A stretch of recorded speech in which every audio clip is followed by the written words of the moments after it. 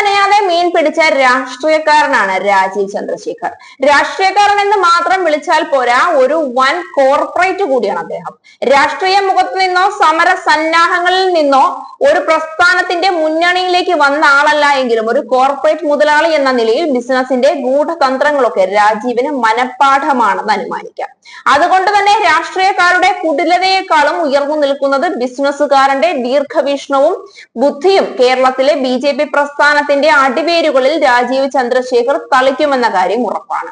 പക്ഷേ സുരേന്ദ്രനും ശോഭാ സുരേന്ദ്രനും ഞങ്ങൾക്കിതൊന്നും പ്രശ്നമല്ല എന്നും പാർട്ടി പറയുന്നത് എന്തും തലകുലുക്കി അനുസരിക്കുമെന്നും പറയുന്നുണ്ടെങ്കിലും മുഖം സത്യങ്ങൾ വിളിച്ചു പറയുന്നുണ്ട്. ആകെ നാറി നാണം കെട്ട് വെളുത്ത് വിളറിയ ആ മുഖങ്ങളിൽ കയ്യിൽ നിന്ന് പോയ അധികാരത്തിന്റെ എല്ലാ ജാളിതയും ഉണ്ട് എന്നത് ആർക്കും നിസ്സംശയം മനസ്സിലാവും.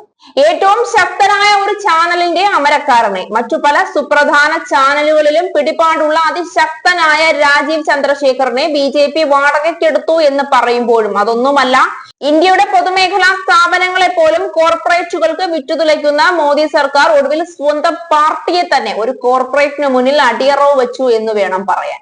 ഇന്ന് രാജീവ് ചന്ദ്രശേഖറിനെ കേരളത്തിലെ BJP പ്രസ്ഥാനത്തിന്റെ തലതൊട്ടപ്പനായി നിയമിക്കുമ്പോൾ കേരളം കാണാനിരിക്കുന്നത് BJPയുടെ പുതിയ രാഷ്ട്രീയ തന്ത്രങ്ങളാണെന്ന് പല ഭാഗത്തു നിന്നും വിലയിരുത്തൽ ഉണ്ടാകുമ്പോഴും ഇടതുപക്ഷവും കോൺഗ്രസ് നേതൃത്വവും BJPക്ക് ഒരു താമര പോലും കേരളത്തിൽ വിരിയിക്കാൻ ഇനി ആര് വന്നാലും കഴിയില്ല എന്ന ഉറച്ച നിലപാടിൽ തന്നെയാണ്. മാസങ്ങൾ നീണ്ട അനിശ്ചിതത്വങ്ങൾക്കു പിന്നാലെ അവസാന നിമിഷവും സസ്പെൻസ് നിലനിർത്തിയാണ് ദേശീയ നേതൃത്വത്തിന്റെ അപ്രതീക്ഷിത നോമിനിയായി രാജീവ് ചന്ദ്രശേഖർ പ്രസിഡന്റ് ആവുന്നത്. സംസ്ഥാന BJP അധ്യക്ഷനായി രാജീവ് ചന്ദ്രശേഖറിനെ ഔദ്യോഗികമായി പ്രഖ്യാപിച്ചു. കേരളത്തിന്റെ സംഘടനാ തിരഞ്ഞെടുപ്പ് ചുമതലയുള്ള പ്രഹ്ലാദ ജോഷിയാണ് ഔദ്യോഗിക പ്രഖ്യാപനം നടത്തിയത്. കേന്ദ്ര നേതൃത്വത്തിന്റെ തീരുമാനം പ്രകാശ് ജാവ്ദേക്കർ മുന്നോട്ട് വയ്ക്കുകയായിരുന്നു. ഇന്ന് തിരുവനന്തപുരത്ത് നടന്ന സംസ്ഥാന കൗൺസിലിൽ രാജീവ് ചന്ദ്രശേഖറിനെ സംസ്ഥാന അധ്യക്ഷനായി ഔദ്യോഗികമായി പ്രഖ്യാപിക്കുകയായിരുന്നു. കേരളത്തിന്റെ പ്രഭാരിയായ പ്രകാശ് ജാവ്ദേക്കർ ഇന്നലെ ചേർന്ന കോർ കമ്മിറ്റി യോഗത്തിലാണ് കേന്ദ്ര നേതൃത്വത്തിന്റെ നോമിനി രാജീവ് ചന്ദ്രശേഖർ ആണെന്ന് അറിയിച്ചത്. രാവിലെ 11-ന് കോർ കമ്മിറ്റി യോഗം ആരംഭിച്ചപ്പോഴും MD രമേശിനും ശോഭാ സുരേന്ദ്രനും സാധ്യതകൾ കൽപ്പിച്ചും K സുരേന്ദ്രൻ തുടരുമെന്നുമുള്ള ചർച്ചകളാണ് നിറഞ്ഞത്. യോഗത്തിന് തൊട്ടു മുൻപ് പ്രകാശ് ജാവ്ദേക്കറും സഹപ്രഭാരി അപരാജിത സാരംഗിയും നേതാക്കളെ പ്രത്യേകം കാണുന്നതിന് താല്പര്യം അറിയിച്ചു. ഓരോരുത്തരോടും രാജീവ് ചന്ദ്രശേഖറിനെ കുറിച്ചുള്ള അഭിപ്രായവും അദ്ദേഹം നേതൃത്വത്തിലേക്ക് വന്നാൽ ഉണ്ടാകുന്ന മാറ്റത്തെ കുറിച്ചും സംസാരിച്ചു.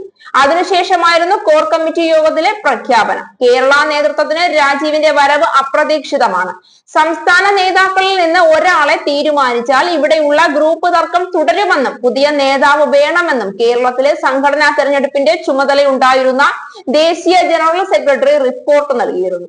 തദ്ദേശ നിയമസഭാ തിരഞ്ഞെടുപ്പുകൾ അടുത്തിരിക്കെ പല തട്ടുകളിലായി നിൽക്കുന്ന സംസ്ഥാന നേതൃത്വത്തെ വിശ്വാസത്തിലെടുത്ത് മാറ്റി തെളിയിക്കുക എന്നത് രാജീവിന് മുന്നിലെ വലിയ വെല്ലുവിളിയാണ്. 5 വർഷ കാലാവധി പിന്നിട്ടെങ്കിലും തിരഞ്ഞെടുപ്പുകൾ മുന്നിലുള്ളതിനാൽ തുടരാൻ കഴിഞ്ഞേക്കുമെന്ന പ്രതീക്ഷയിലായിരുന്നു K സുരേന്ദ്രൻ.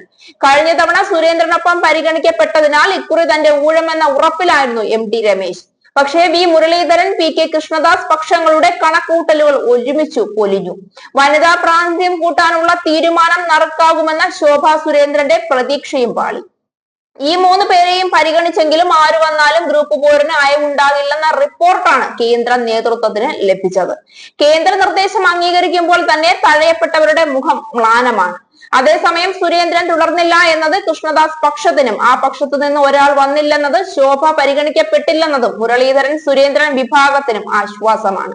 തഴയപ്പെട്ട 2 വിഭാഗങ്ങളുടെയും മനോഭാവം പുതിയ നേതൃത്വത്തിന് പ്രധാനവുമാണ്.